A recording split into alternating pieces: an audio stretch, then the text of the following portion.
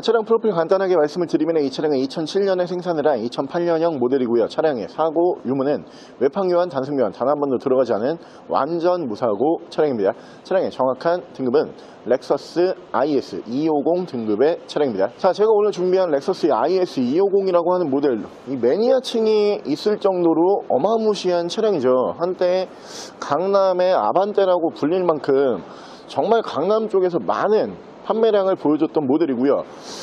제가 생각을 해봤을 때는 이 IS250이라고 하는 모델이 렉서스 모델 중에서는 가장 컴팩트한 사이즈의 모델이거든요. 근데 그 렉서스의 모든 기술력이 이 차량 한 대로 다 경험을 할 수 있다, 이런 판단이 드는 차량으로 보시면 되고, 당연히 렉서스의 모델답게 굉장히 조용하고 정숙해요. 차가 시동을 걸어놔도 이제 어느 정도 연식이 있잖아요. 그러면은 좀 이제 소음이 올라온다든가 아니면은 좀 덜덜거린다든가 이래도 우리가 이해를 할 법한 그 정도로 생각이 드는데, 얘는 하이브리드 모델처럼 아무런 진동과 소음이 없어요. 근데 이 모델이 한 가지 또 특이한 점이 있죠. 내가 지금 밟아야 된다, 출력을 원한다, 풀악셀을 밟는 순간 무조건 튀어나가죠. 그러니까 정숙성과 스포츠성을 이 한 대로 동시에 누리실 수가 있는 모델이기 때문에 굉장히 인기가 많았던 모델이고, 지금도 매니아층이 있는 차량이다, 이렇게 설명을 드릴 수가 있고요. 차체 사이즈에 비해서 옵션 정말 많이 들어가는 차량입니다. 차량 만나보실 수 있는 금액은 590만원에 아반떼 금액으로 강남 아반떼라고 불렸던 렉서스의 IS250 지금부터 보여드릴게요. 자, 제가 오늘 준비한 모델은 지금 여러분들께서 가장 큰 걱정 중에 하나가 기름값, 유가죠. 기름값이 하늘 높은 줄 모르고 계속 올라가고 있기 때문에 주유소 가기가 참 무서우면서 가기 싫고 그래요. 근데 제가 오늘 준비한 이 차량 하이브리드가 아닙니다. 하이브리드 차량은 기본적으로 비싸죠. 하이브리드 차량 반값도 하지 않는 금액으로 하이브리드보다 연비 좋은 모델로 준비를 했습니다. 공인 연비가 무려 21.2km에 달하는 연비 괴물, 뒤쪽에 보이시는 푸조의 308 모델 하이브리드 반값도 하지 않는 저렴한 금액으로 보여드릴게요.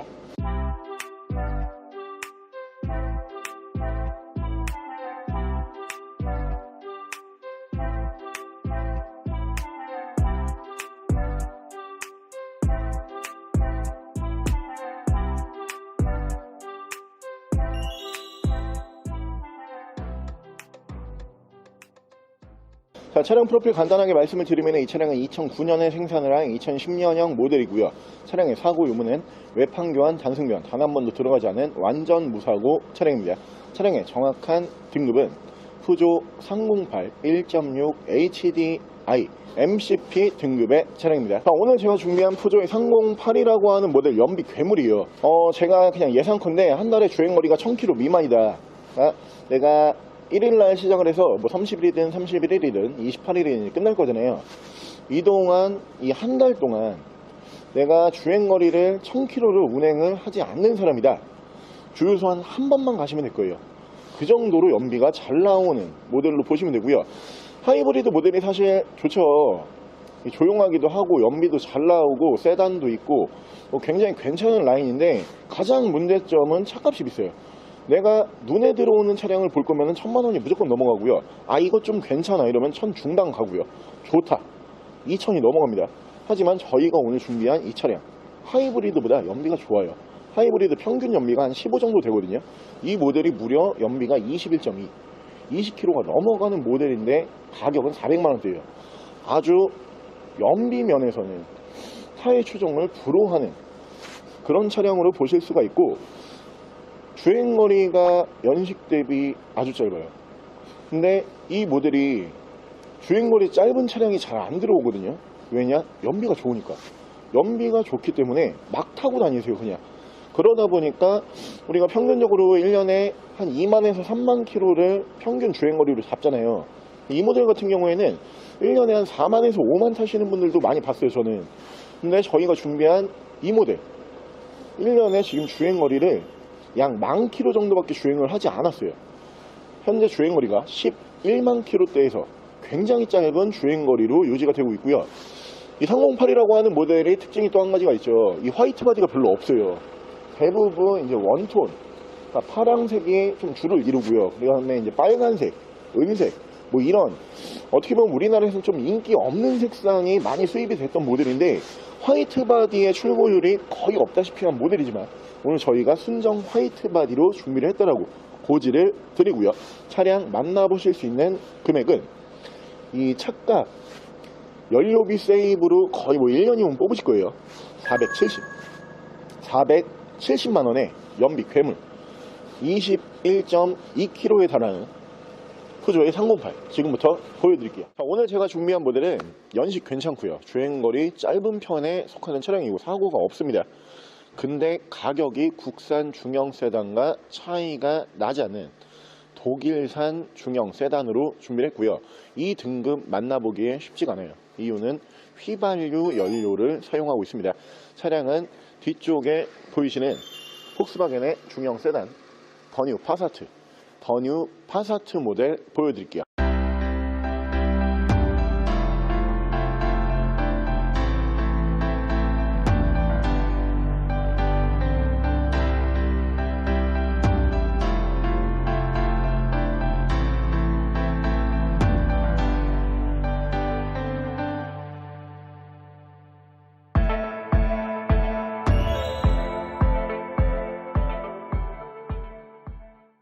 자, 차량 프로필 간단하게 말씀을 드리면 이 차량은 2015년에 생산을 한 2015년형 모델이고요. 차량의 사고 유무는 외판교환, 단순교환 단 한 번도 들어가지 않은 완전 무사고 차량입니다. 차량의 정확한 등급은 폭스바겐 더뉴 파사트 1.8 TSI 등급의 차량입니다. 자, 오늘 제가 준비한 폭스바겐의 더뉴 파사트라고 하는 모델, 유럽에서 온, 독일에서 온 중형 세단으로 보시면 되고요. 연식 대비 주행거리 짧은 차량으로 준비를 했어요. 현재 주행거리가 6만 km대에서 굉장히 짧은 주행거리로 유지가 되고 있는 모델이고요. 저는 파사트라고 하는 모델을 꽤 좋아하는 사람인데, 이 차가 생각보다 이 차량 밸런스가 굉장히 좋아요. 그렇기 때문에 이 차체 사이즈, 그러니까 중형 세단이잖아요. 중형 세단 이상의 무언가를 계속 느끼실 수가 있는 차량으로 보시면 되고요. 어떻게 보면 디자인은 평범할지 모르지만 성능상으로 봤을 때는 결코 평범하지 않은 차량이다, 이렇게 고지를 드릴 수가 있고, 이 당시에 대부분 2.0 TDI 엔진이 올라갔던 모델이에요. 경유 엔진으로 많이 이제 나올 텐데, 오늘 저희가 준비한 이 차량은 경유 엔진이 아니에요. 휘발유 엔진입니다. 1.8 TSI 엔진을 사용을 하기 때문에 이 TDI 엔진이 연비도 괜찮고요. 그리고 출력도 괜찮고 뭐 모든 면에서 괜찮은 엔진이라고는 하지만 요즘에 경유 엔진을 조금 기피하는 현상들이 있죠. 앞으로 유지 관리 면에서 훨씬 유리한 휘발유 엔진으로 준비를 했고요. 독일산 중형 세단 2015년형 모델 치고 가격이 아주 좋아요. 만약에 같은 독일산 뭐 벤츠라든가 BMW 혹은 아우디 모델이 2015년에 6만 km 주행을 하고 사고가 없다, 그러면 기본적으로 그냥 생각을 해봤을 때 한 2천 후반에서 3천 중반 이 정도 가겠지, 이런 생각들을 하실 거잖아요. 이 모델은 한 절반 정도밖에 하지 않는 금액으로 만나보실 수가 있는 모델이고요. 원래 이 모델이 한 가지 아쉬운 점이, 지금 저희는 주간주행 등이 있는 모델로 준비를 했잖아요. 근데 이 모델들 자체가 기본적으로 주간주행 등이 없어요. 저희는 추가적으로 주간주행 등이 추가 장착이 되어 있는 모델로 준비를 했다라고 고지를 드리고요. 차량 만나보실 수 있는 금액은 타사 대비, 독일산 타사 중형 세단 대비 절반 정도의 금액으로 만나보실 수가 있습니다. 1,495만원의 폭스바겐의 더뉴 파사트 지금부터 보여드릴게요. 오늘 제가 준비한 모델은 이 차가 LPG가 있나? 많은 분들이 잘 모르실 거예요. 우리가 흔히 생각을 했을 때 SUV LPG다 그러면은 없다, 이렇게 생각을 하시잖아요. 혹은 뭐 르노 삼성에서 지금 신차가 나오고 있는 QM6 뭐 이 모델이 LPG다 이렇게 알고 계시는데, 그 전에 LPG SUV가 있었어요. 오늘 제가 아주 귀한 매물, 희귀템으로 보여드릴게요. 차량은 뒤쪽에 보이시는 기아의 소렌토 R LPG, 소렌토 R LPG 연료 사용하는 모델로 보여드릴게요.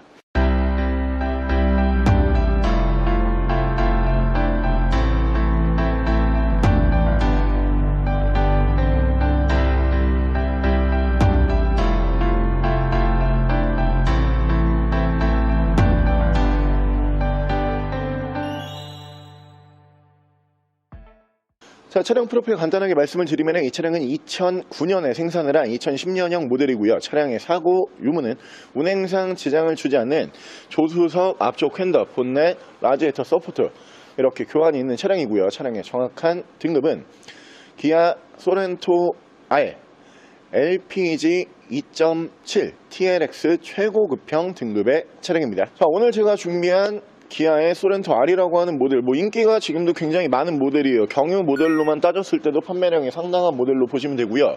이 모델이 LPG 연료 사용하는 차량이 잘 없어요.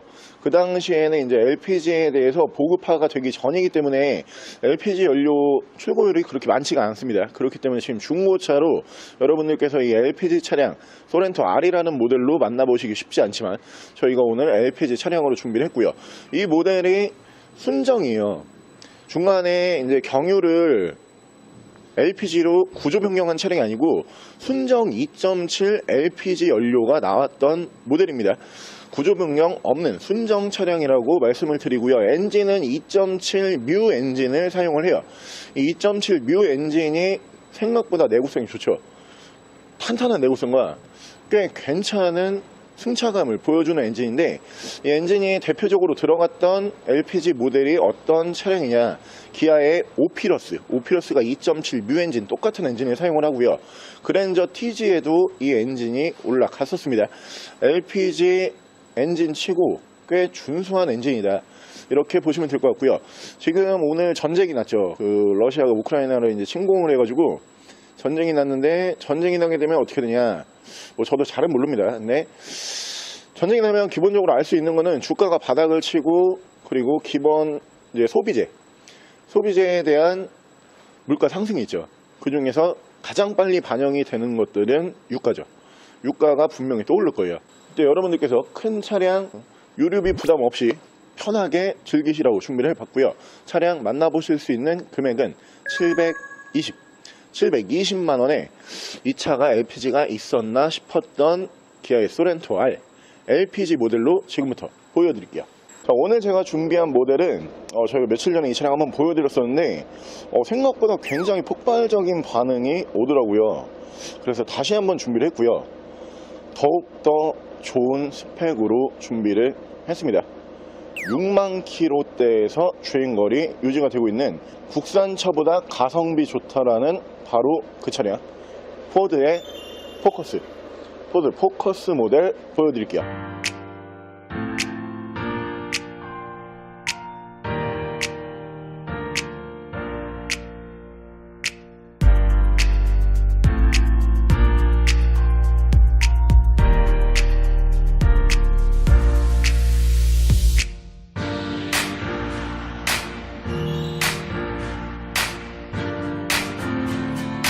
자, 차량 프로필 간단하게 말씀을 드리면 이 차량은 2015년에 생산을 한 2015년형 모델이고요. 차량의 사고 유무는 외판 교환, 단순 교환 단 한 번도 들어가지 않은 완전 무사고 차량입니다. 차량의 정확한 등급은 포드 포커스 2.0 디젤 티타늄 등급의 차량입니다. 자, 오늘 제가 준비한 포드의 포커스라고 하는 모델, 가격이 여러분들께서 이 차에 혹하실 만큼 생각보다 저렴하죠. 제가 느끼기에도 그런데 오늘 준비한 이 차량 같은 경우에 1년에 주행거리를 약 10,000km 정도밖에 주행을 하지 않은 차량이에요. 6만 킬로대에서 굉장히 짧은 주행거리로 유지가 되고 있고요. 앞전에도 한번 말씀을 드렸지만 이 모델이 연비가 생각보다 굉장히 좋습니다. 리터당 무려 17km에 달하는 굉장히 괜찮은 연비를 보여줄 수가 있는 차량이고요. 요즘에 이제 유가가 비싸죠. 이럴 때는 이제 여러분들께서 아무래도 그 연료비 세이브를 할 수 있는 차량, 그리고 연비가 좋은 차량을 찾으시기 마련인데 그에 딱 부합을 할 수 있는 차량으로 보시면 될 것 같고요. 디자인 예쁘고요. 옵션도 괜찮은 차량이고 거기에다가 실내 공간까지 괜찮은 이 모델, 2015년에 6만 킬로 주행했습니다. 차량 만나보실 수 있는 금액은 920만 원에 보여드릴게요.